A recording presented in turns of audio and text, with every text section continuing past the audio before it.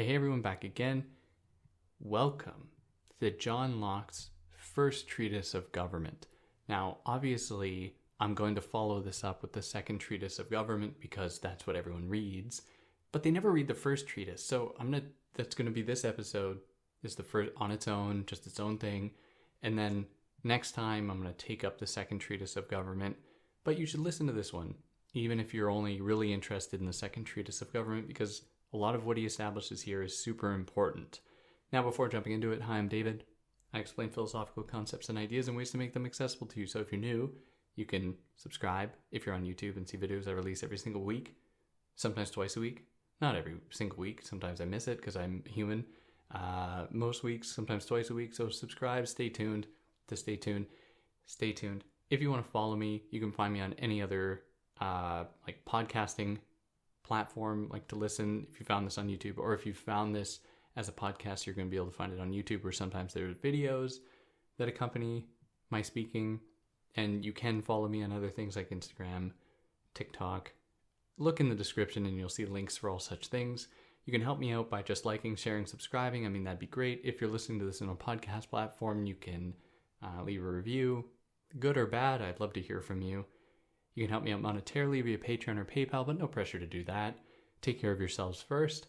And yeah, let's talk about John Locke's First Treatise of Government. And it's, if anything, one of the reasons you should read this is how funny John Locke is. John Locke is a funny dude. Because this whole treatise, the first one, is just a takedown of a guy named Robert Filmer. And Locke just lays him out. Locke just brings the fire, just absolute brimstone, just lays out Robert Filmer in very funny ways. Just a very funny writer, which I wasn't expecting. But anyways, that should become clear. So here, like I said, we're covering the First Treatise of Government, and these were written in the late 17th century, 1680s. He was putting these together. So like many texts, we start with the preface. So this is really an effort to celebrate King William III from 1689 to 1702, as he opposed monarchy and advocated for republic values. And that is what this entire thing is. The first and second treatise is John Locke opposing monarchy in favor of republican values, which should become clear as we go through what that looks like. So to do this, the first essay stages a critique. So all he's doing is critiquing the work of Sir Robert Filmer, who believed in the divine right of kings and that royalty earns their position by God's will. So Filmer, we'll get into a lot more detail, was people are destined to be ruled, as per their nature, as per God's will, as per society. And Locke is no, people strive to breathe free and to live freely, not under rule, not under any kind of despotism, or really there needs to be some rule for Locke. Let's be real, but not arbitrary monarchical rule. But Locke is so funny. Locke is this guy is not only unintelligent, he can't even string words together. He says stuff that we can only assume that this is what Filmer means, and it takes a very keen eye to be able to decipher any meaning in these words, but this is what we think he means. And it's very funny. Now, Robert Filmer, as I said, was a firm believer in the divine right of kings. And the divine right of kings justified not only that there need be kings who rule people, but that kings are allowed to essentially decide who gets to live and who gets to die. Kings can decide who's worth punishing and who's worth keeping alive. So everybody's life under a king's rule is not their own. Their life is not their own. The king or the sovereign has any ability that they want, every ability, to take away the people's lives. And here we get into the meat of the text here, or the entire treatise, titled The False Principles and Foundations of Sir Robert Filmer and his followers are detected and overthrown. So funny. Like, we have to do more takedowns like this of old white dudes. He begins by condemning slavery. John Locke begins by condemning slavery and Filmer's faith in monarchs and power, and that people are not born free. Now, Filmer believes that people, like I said, are just always in a state of kind of enslavement, just as sovereign rule. And he justifies this by looking at the Bible, where Filmer looks at the Bible and he's like, Adam was the first king, in all the world. How he makes this point, I don't know. Adam was the first one in the world, I guess, out of the Garden of Eden. So Adam was the first king for Filmer, and all subsequent royalty are his divine descendants, and are therefore, ironically, slaves to Adam as well. So there's Adam as the first king. Adam has kids. Those kids, according to Filmer, are descendants to Adam's power, and therefore these kids gained divine authority over everyone else. Now, this is kind of weird because Adam's kids, are then both Adam's subordinates, but also the rulers of the earth. How does that work? Well, he continues. He says that everybody is born into a father-ruled household, and therefore we are all programmed to be controlled. We all are just destined to submit to authority because we are born into households where there is a ruler that, like in the cases he's describing, of a patriarch who rules the kids, and then the kids learn, as per the natural order, to submit to authority, to submit to power. Now, right off the bat, Locke doesn't buy any of this. But firstly, he's a little bit skeptical of what patriarchal power means, or what fatherly power really is. As additional evidence, though, Filmer turns to the Bible and the legacy of kings within it. He also cites, honor thy father and thy mother. But interestingly, within Filmer's text, he leaves out and thy mother. He just leaves in the honor thy father bit from the Bible. And Locke obviously doesn't like that. Locke is like, what are you talking about? What is this thing called patriarchal power? When kids are born, they better know not to talk back against their mothers, like, or else they're gonna get, you don't do that. So why is Filmer obsessed with fatherly power here? Like, at least Locke is like, okay, dude, like, if we're gonna follow your idea that kids are born into some amount of power, or I should say some amount of control by their parents, you have to acknowledge that mothers within the heterosexual dynamic have this power as well. Like, they are rulers as well. Why is Filmer denying this? And Locke is like kind of not really, or actually not at all, but he's kind of like a little bit of a proto-feminist, being like, what about the women? Even though he'll come to say himself that men should really have power. But in any case, he's using it here to critique Filmer. So for Filmer, fathers and kings both stand above the law. So, like, fathers can determine what the rules are, and they are not subject to the same rules as their children. So it's like, do as I say, not as I do. Same thing with kings. Kings can't stand among their equals, otherwise you'd have pure chaos. In order for there to be order, you need somebody calling the shots who exists above everyone else, who makes the rules. So in the face of this, Locke is like, but do children view their fathers as sovereigns and subjects like kings? Like, how do you make sense of that? Because every single sovereign, every single king has a father. So are they subordinate to their fathers, and are the fathers of kings really the rulers of everybody? Or that, like, any regular person's father then has power over the sovereign? Like, Filmer is not clear about any of this or how this really works at all. Filmer just tells people to be like, just to be okay with absolute power, and to just accept enslavement, to accept subjugation. Now, the only real evidence he supplies is from the Bible, real evidence. He just looks to the Bible for this, even though Adam's status as a king is not really justified, if anyone knows. Like, Adam is not a king in the Bible. Being the first person that's not the same thing as being a king. In fact, for Locke, it's totally ironic because Adam was created by God, of course, as we know, his own father.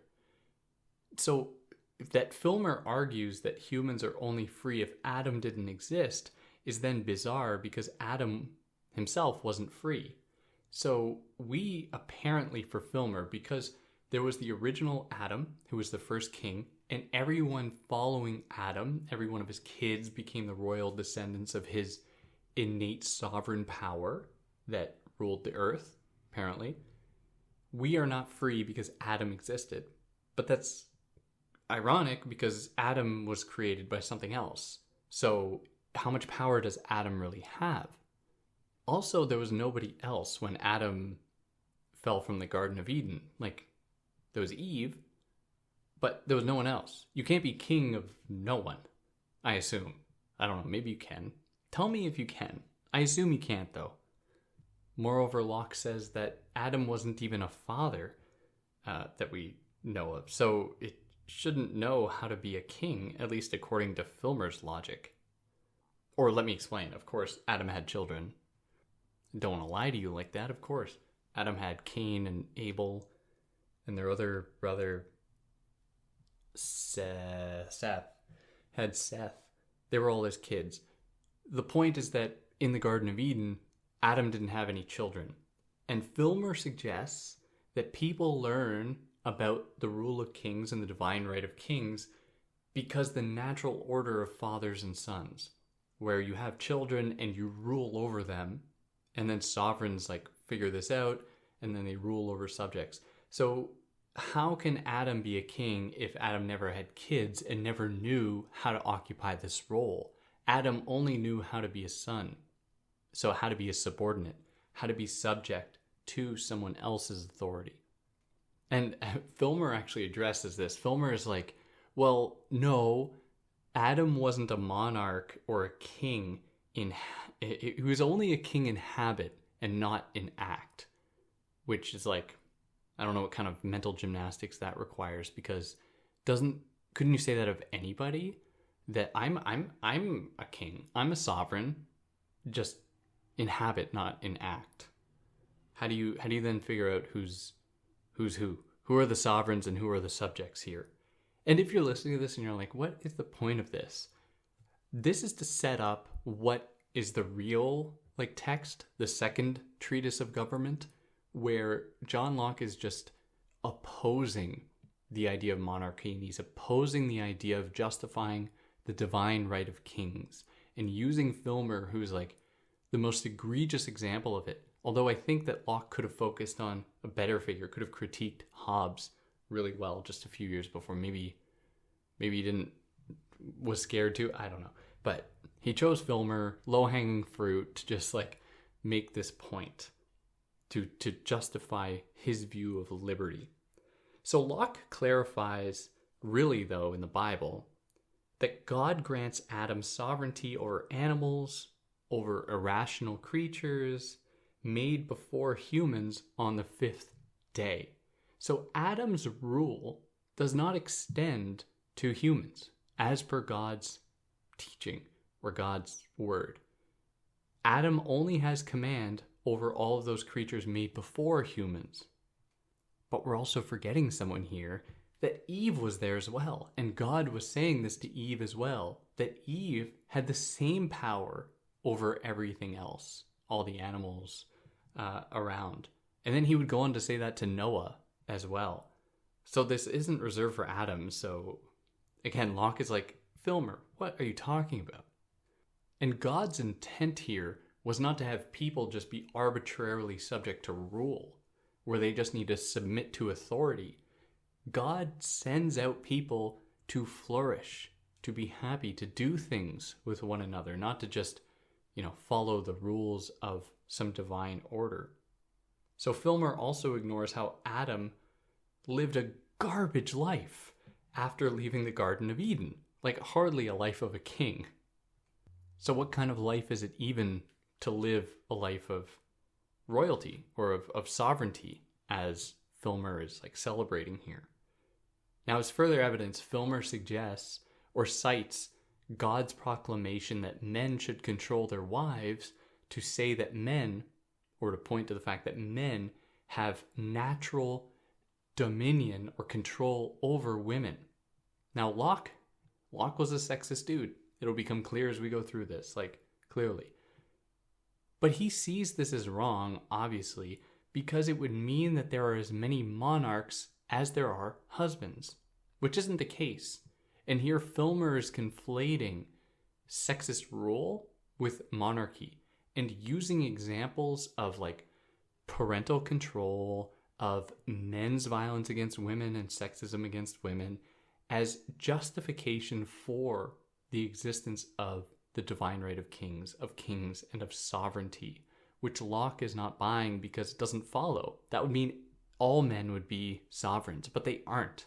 Sovereignty is something entirely different. So Locke just says, this is evidence that men can control their wives and not all of society, which Locke is cool with. Like, he doesn't mind controlling wives, of course. So, this isn't like a radical thing. He's not opposing patriarchy here, but he's opposing Filmer's idea about the divine right of kings. Now, as for children, Locke asks if fathers really have the authority over children as Filmer suggests. And Locke does not think so. Obviously not, because it's not like we crafted the human and sculpted them like a painting when we make a child. They do not belong to us like an object that we make. Like, they are their own thing. Not even Frankenstein had like power over his creature, right? Like, these people that are made through procreation are their own people with feelings, with ideas, with experiences, and it's wrong to impart upon them or to suggest that they must submit to the rule of the person that created them. Now, we put a little asterisk here because later it'll become apparent that Locke sees paternal authority, the rule of parents, by both men and women within the heterosexual matrix, as being important. Like, he's not downplaying that. But he's like, you can't just extract from this some general principle about ruling others. So even if we completely crafted children, though, like we decided what they looked like is that in Gattaca, the movie? I think that's in Gattaca, where that happens.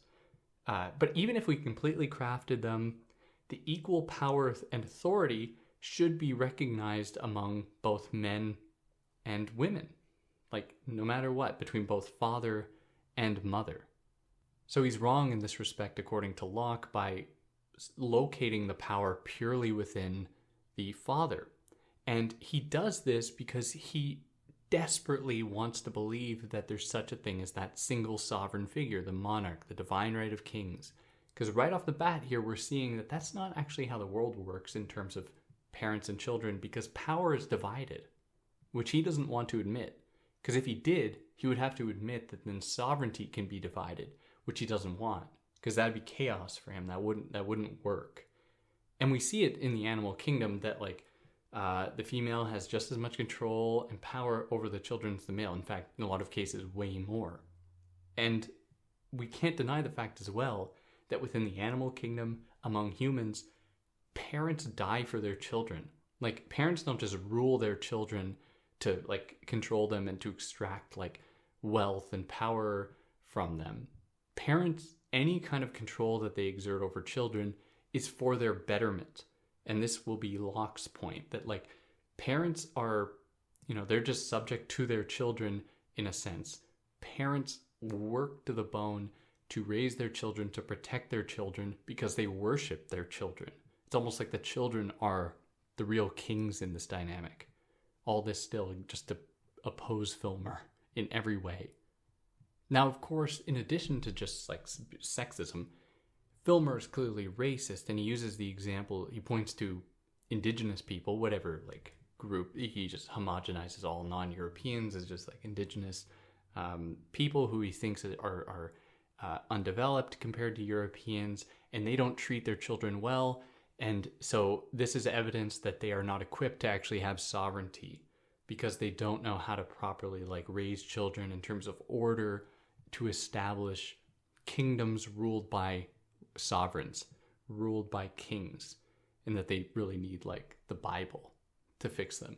And Locke is like, well, if you say that, then we have to follow what other things the Bible is okay with. Like the Bible is okay with incest, sodomy, adultery. Like all of this is found among animals within the Bible, among people within the Bible.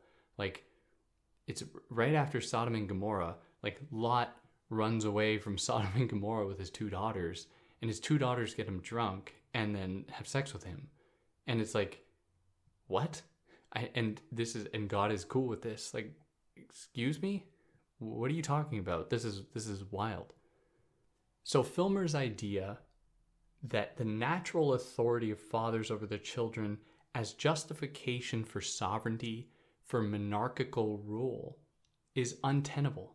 Like, it's not something we can really abide by, because it would then suggest that all fathers are subordinates alongside their children, where all fathers are subordinate to their own fathers who are subordinate to their fathers, and you just have this endless chain of subordination where there are no rulers.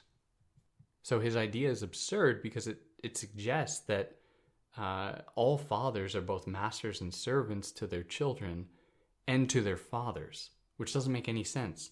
Like, and this is no template then to actually understand how sovereignty works, how rule works. So if power is possessed by those who beget children, those who have children, then Filmer has no basis to say that men are naturally more prone to rule than the mothers of their children.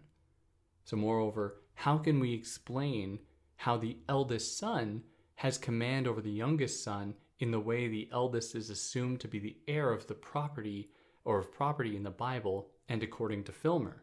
So according to Filmer, if you have many children, many sons, the eldest has the most power. And it's like, wait, what? Dude, what are you talking about? Like, you're just adding new stuff into the mix, like willy-nilly. You're making up rules to the game that we're playing as we're playing it. It doesn't make sense.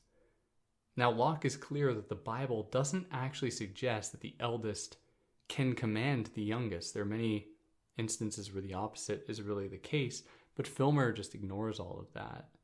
And does this mean then that the eldest son rules over the youngest without being his father?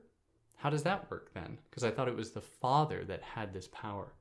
How come suddenly the son can rule over other sons?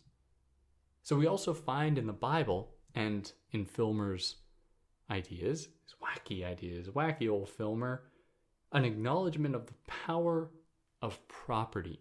And this will be central to the Second Treatise for Locke. So at best, Filmer is confused about the distinction between power, property, and about sovereign rule and all that. Filmer does everything he can to naturalize monarchical power while ignoring other kinds of government, other kinds of ways of existing in the world, and people's attachment to land and labor and liberty. God, I love alliteration. Land, labor, and liberty. Wow. Locke obviously thinks that parents have some power over their children, as I suggested before. Like they have to. The parents will pull the child's arm out of like harm's way because the kids don't know things. We, as a species, we suck. Like as babies, we're useless. We need parental guidance until we're like 10 years old before we're even like able to think for ourselves. Like or maybe that's just me. I wasn't the smartest little kid. But in any case, we suck. We need constant protection. So there is something to be said about the way that parents rule over their kids. But like I said before, it's done out of like love and care, not desiring to rule over them. Now with this, or Locke uses this idea to justify the existence of inheritance, where inheritance for Locke is totally good. It's totally good to pass things on to your children. And it's because of this fundamental dynamic of caring for children that is special. It's unique to the ability to give birth, to have children, apparently, according to Locke. And this justifies giving inheritance. Inheritance is like nepotism 101. How many rich people are out there don't deserve it. They didn't earn what they have, but they just have it because their parents were rich. Like, what? I think it was Durkheim. It may not have been, but I think it was Durkheim who thought that a really radical solution to many of the world's inequalities would be to get rid of inheritance, or to tax it absolute, so much, because we're in America. You have to earn what you make. You don't just get a free lunch. You don't get your parents' free lunch. So for Locke, inheritance is justified in natural law from God, who gave all humans command over the earth and creatures. And this is what we actually find, according to Locke, when Adam leaves the Garden of Eden, Adam and Eve, or leaves, they're cast out, where they're told, this land is yours, the animals are yours, go and flourish and be happy as best as you can in this desolate wasteland. So the role of good government, and here he's just teasing us, and when we get into the second treatise next week, we'll get into it. The role of good government is to permit and facilitate this for all people, being able to live in freedom on the land. That is the primary goal of government, not to rule, not to exert arbitrary authority over people, but to permit people to live in liberty and safety. Now, if you remember earlier, it was clear that Filmer thought that all of Adam's descendants were the rightful heirs to his power. And so therefore, every single one of Adam's descendants is like a king or queen. And any person who is a king or queen must have a direct lineage to Adam. Don't we all have a direct lineage to Adam, though? I mean, if you follow the Bible, if you believe the Bible, shouldn't we all be kings then? How can we actually tell who are the rightful heirs to this and who aren't? None of us are not Adam's descendants. So, I mean, and it's just fun to read this because Locke is really funny about it and just tearing Filmer apart. But, probably to you it feels like low-hanging fruit, what's the point? But like I said, this is just preamble before the real meat and potatoes in the next episode, in the second treatise.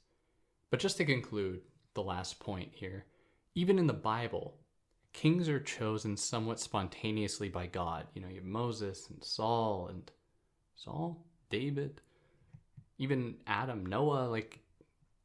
These were these flare-ups of people who had a divine connection to God, or connection to God. So it happens almost spontaneously by God's command, not because they're someone's children. They didn't earn that because they're the descendants of Adam. So how else can we explain the Israelites not having a king until Saul, or Moses freeing them and then eventually getting to Saul, only 3,000 years ago? If we look at the entire history of humankind, according to the Bible, a king only emerged 3,000 years ago with Saul. And so that begs the question, how natural are these things called kings? The divine right of kings. Does the Bible actually dictate it? Why were none of Adam's other descendants kings? But yeah, that'll wrap up the first treatise of government. And next time we're going to start the real important text, the second treatise of government. Probably the one you have to read if you're in school. Or if you're just a curious person, you're very interested in John Locke. I hope I'll be able to do it justice. And yeah, if you like what I did, share, subscribe, tell your friends. Let me know if I got anything wrong or excluded anything. I'd really love to hear about it. And yeah, on that note, take care.